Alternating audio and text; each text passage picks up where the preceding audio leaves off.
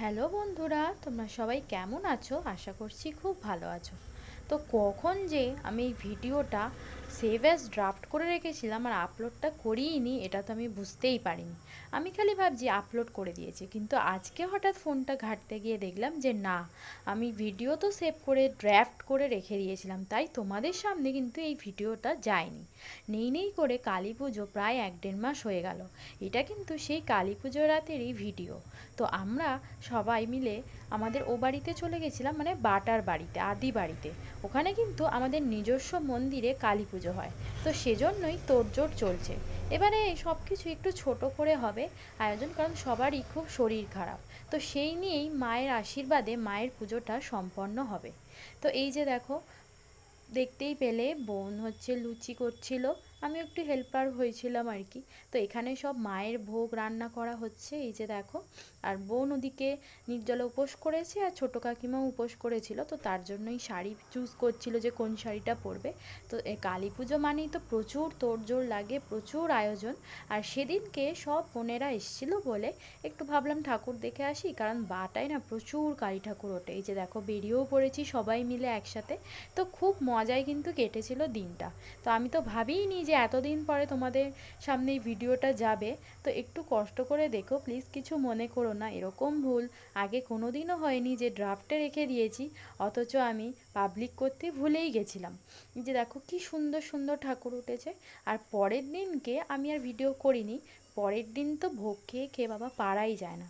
এই যে দেখো কালী পুজো, আর একটা কালী মন্দিরের পুজো, এগুলো কিন্তু সব আশেপাশেরই ঠাকুর। আর এই যে দেখো সিধে, মাকে সিধে দেওয়া হবে।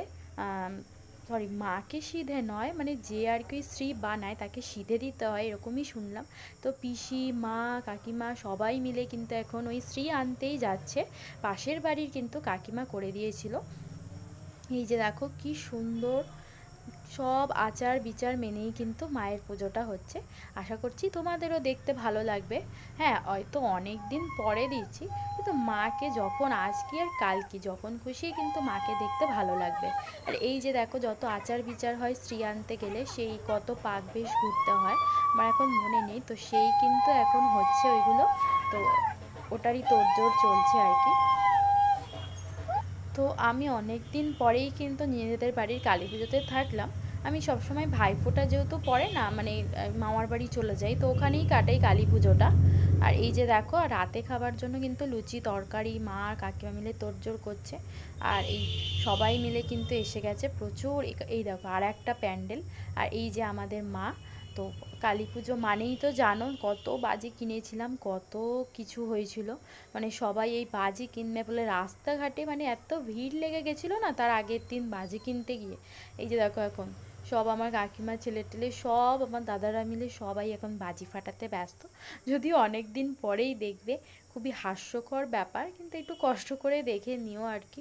কারণ দেখো, শুধু শুধু ভিডিও করে এত কষ্ট করে খেটেছিলাম, তাই আমি ভাবলাম আপলোড করে দিই। একবার ভাবছিলাম ডিলিট করে দেবো, কিন্তু না, আমি ভাবলাম কষ্টের ফল এত করে বৃথা যেতে দেওয়া যাবে না। কষ্ট করে যখন করেছি তখন একবার ছেড়েই দিই, যদি সময় হয় তাহলে দেখো, আর কি বলবো বলো। তো এই যে দেখো বাজি ফাটানোর তোড়জোড় চলছে। আর এই যে দেখো, এখন বাজে রাত্রির 12টা, পুজোয় বসে গেছে বোধ। তো এখন মন্ত্রতন্ত্র সবই পড়া হচ্ছে, মানে এইটা এখন ভোর 4টে 5টা অবধি পুজোটা চলবে আর কি। তো আমরা এখন বসে বসে পুজোই দেখছি, আর পুজোটা দেখতে কিন্তু খুব ভালো লাগছে। মানে একটা আলাদাই কি বলবো টান।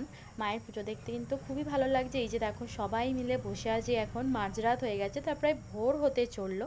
আর সবাই ক্লান্ত মুখেই দেখছি, কিন্তু একটা মানে আলাদাই, মানে কি বলবো, একটা আনন্দ লাগছে মায়ের পুজো দেখে। এই যে দেখো ভোর 4টে বাজে, আমরা এখন ক্লান্ত হয়ে পুজো দেখছি। আশা করছি ভালো লেগেছে। টাটা।